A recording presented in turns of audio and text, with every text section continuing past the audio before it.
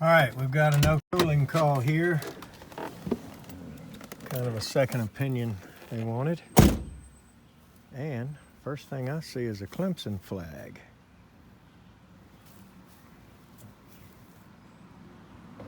Well, that just might get them a discount.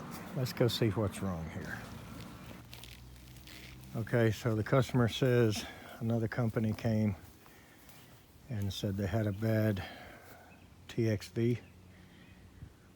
So I asked him to go ahead and turn it on. I think it's at American Standard. I'm not sure which unit it is. So it's been turned off and he went ahead and turned it on. So if I had to guess, I would say,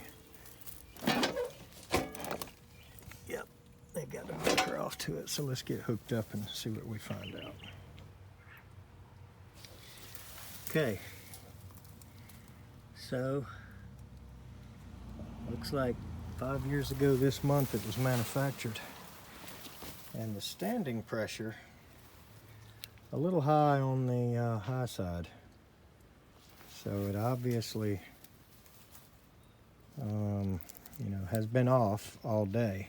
That's what the customer said, so it's obviously not completely equalizing. So let's run it for a minute and see what we see. And tell you what, we're gonna watch everything that's going on here. And we'll see what we see.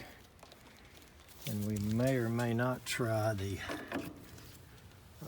oil treatment depending on how bad it is.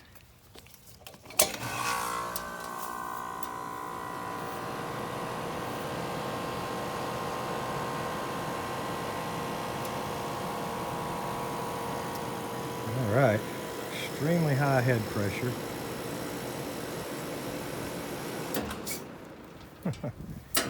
Straight to the high limit.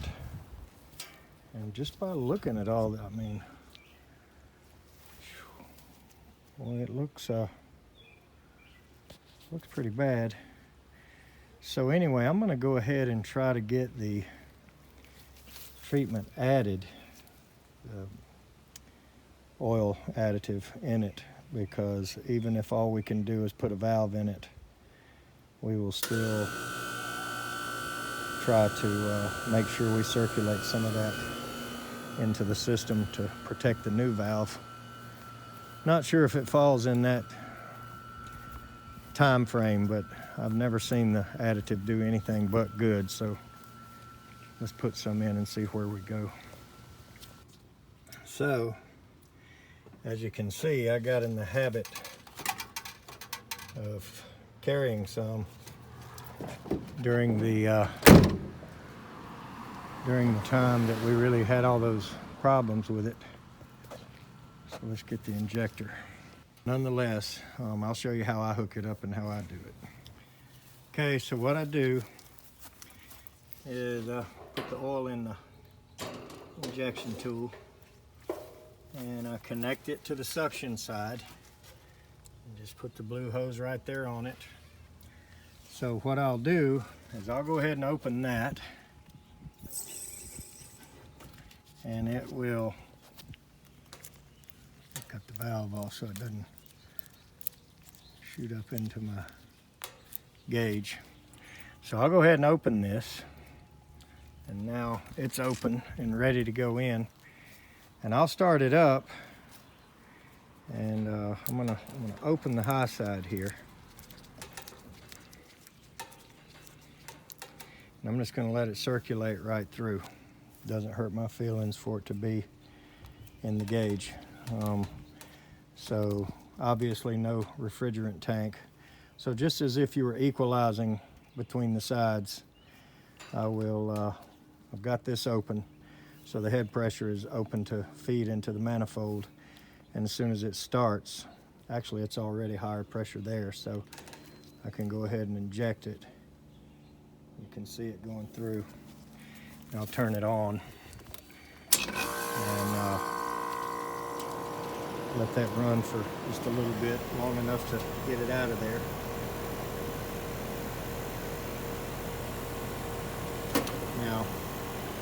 sure that thing's full of liquid now.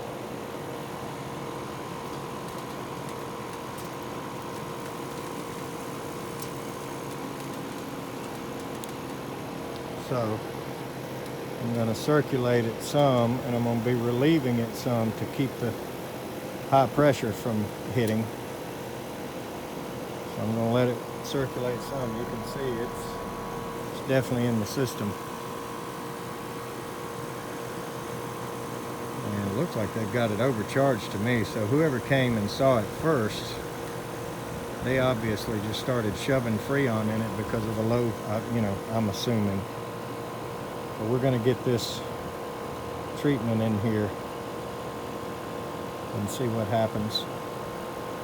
And I'm going to keep it running this way to keep it from ridiculously going high and hitting the, and leave that side open. And then I'm just going to use this to relieve it from time to time. And so hopefully this is circulating through to the valve, and there is a possibility that it could loosen the stuck valve, but let's give it a minute and see what happens. I'm just going to keep doing this and keep opening it, stopping that head pressure from climbing so high. And this allows it to circulate some. Probably not as much as we like, but let's see if we get any results out of this. Just got to be patient with it. All right. Looks like we're getting somewhere. I still believe they have it a bit overcharged. We do have some high superheat and some high subcooling, but the head pressure is much more manageable than it was. I do not believe the valve is fully moving and working. However, I believe it is a lot better off than it was before we got the oil treatment in there. So now I'm going to do another little thing that affects it. Customer's going to look at me a little strange, but I'm going to go turn the heat on, and I'm going to let it run about 8 or 10 minutes and see if I can get the sensor bulb to the valve hot. We are getting hot air, but if we were to look at our subcooling and just say, well, we're simply overcharged, other than that we're okay. Look how high our superheat is. So we definitely don't have the valve moving like we want it to. Before I turn the heat on, I'm going to take a look at the airflow, make sure everything's okay in the house, make sure we're, just make sure everything's all right and no clogged filters.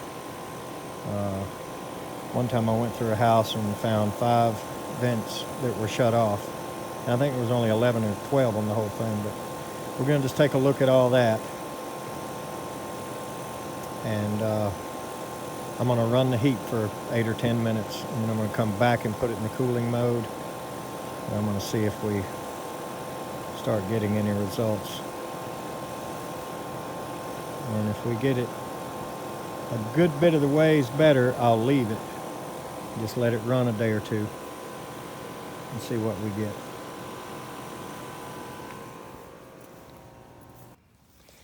All right, so while the heat is running, and we're equalizing a little better than we were.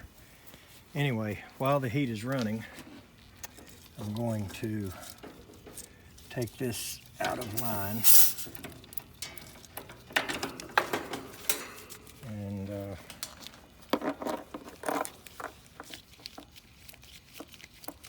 yep, I hear the exhaust over there somewhere in the bushes.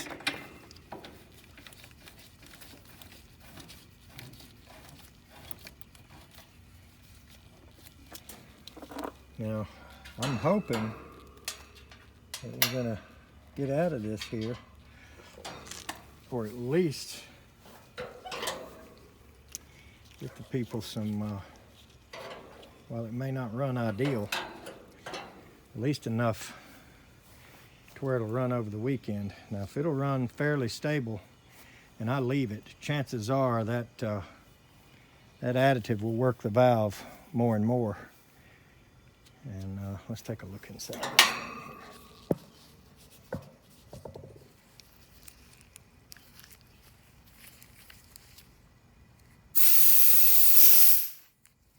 Oh yeah, it's all gone.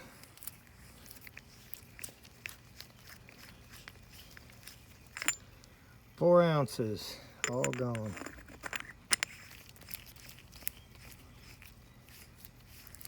So,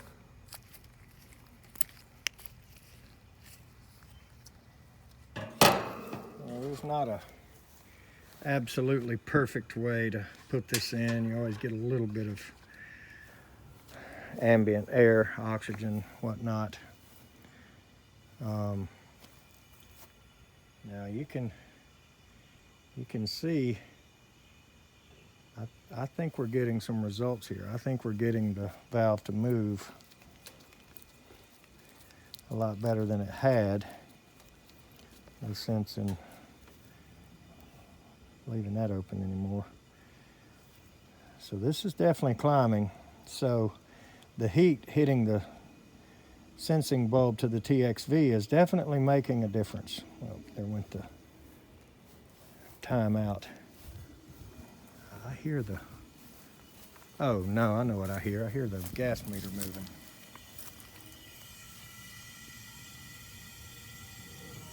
So anyway, that lets it know it's running too. So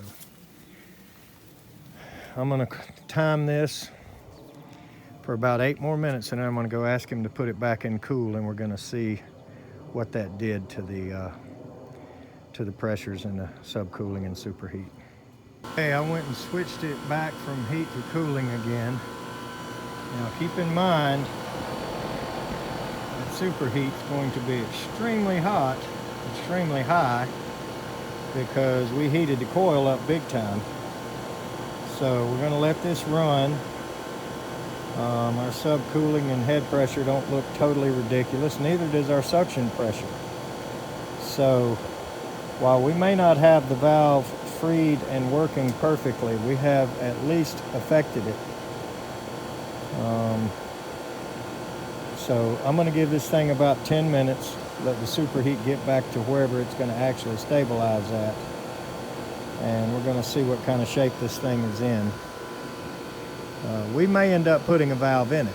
That you know, is a definite possibility.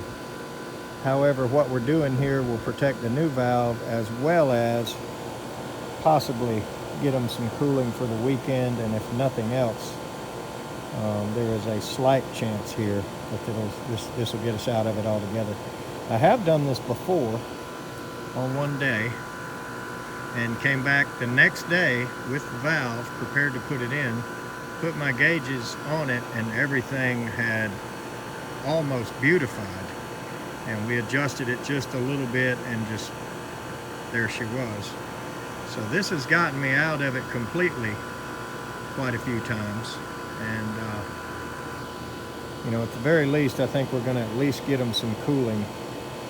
It's Friday, almost 5 o'clock. So you know, the other company, they were correct in their diagnosis. It has a valve problem, but they were extremely high with what they quoted, so that's why they called me. So if I don't get them out of it altogether, I'll at least give them a better price for the valve. So there you have the twin brothers, and they both went to college, but this one went to graduate school.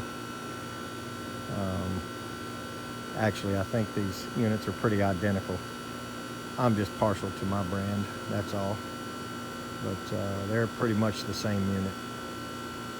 Now this is the XB, the builder grade, before we dropped it.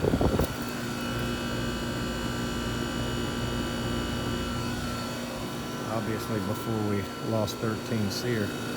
So this will have a reciprocator. This will have the old Clima-Tough. Some people call them pumpkin. Some people call them other things. And you see the superheat is continually dropping. It's because our coil's not quite so hot anymore. And I don't think I'm going to get this, while we're standing here watching it, perfectly dialed in. But it looks to me like I'm at least going to leave them air this weekend. Let's sit down for about 10 minutes, maybe 15, and come back and check this again. Okay. It has been about 15 minutes. And getting good heat out of the top of it. Pressures are, all right, customer came out and was talking to me for a minute. And during another few minutes, we dropped a little bit more of the superheat here, which is a good sign. Still a bit high subcooling, still a bit high superheat, but much better than what we saw. I mean, when I first turned it on, it shot up to, 600 real quick. And all right, let's try this again. Every time I come back and look at it, the phone rings. And we've dropped another degree or so of superheat during that period of time. So most of you know what you're looking at here. Looking at high superheat, looking at high subcooling. Pressures are not terrible. So we're not going to get this thing perfect, but I am certainly going to leave it running for the weekend, and I am hoping that our oil treatment is going to loosen the valve and let it move more and more and more. And I'm hoping we're going to be looking even better. We will come out here Monday afternoon with a valve in hand, as I said, and be prepared to change it if necessary. But the superheat does keep dropping, which is a good sign. So we may be able to come out here Monday and cut it on and possibly adjust the charge a little bit and leave it. But as for right now, we're going to leave this just like you see it. It is close to 90 today, so none of this looks terrible at all. And I'm going to let this thing run and see what we can get out of it over the weekend. So I'll try to get another shot of it when I come back. But we're going to leave it just like this.